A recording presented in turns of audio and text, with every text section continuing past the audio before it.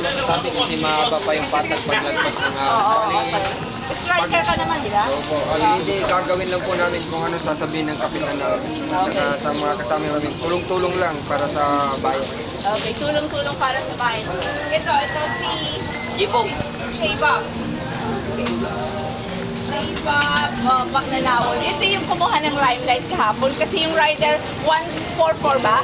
Okay, yun ang lagi natin nababanggit. Siya lang yung tayong Cebu Copico na nandun sa unahan, kasama ng 10-man group from the first KOM, di ba, hanggang sa natigil na rin. Nung second KOM, parang bumaba ka, pero kasama ka pa rin ng 31 sa lead group. So, ang ganda ng performance mo kahapon na. Anong masasabi mo doon? Medyo nakasimple po, medyo condition din po. Pero sakto lang po yung mga preparado namin po. Pinaghandaan po namin to. Hindi po kami nagpo-presensya. Paano ka nakasama dun sa unang breakaway? After ng first KOM?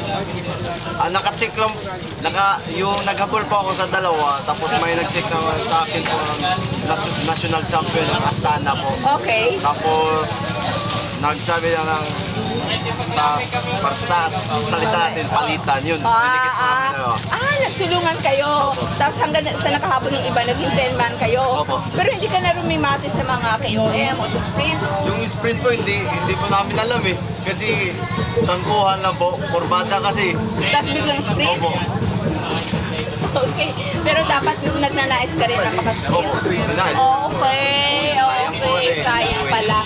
So do you think ma-maintain mo? Magandang first stage. Ngayong second stage. Tingnan po namin.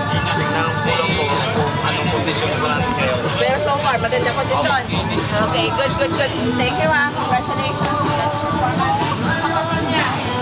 Kaya kung i-straight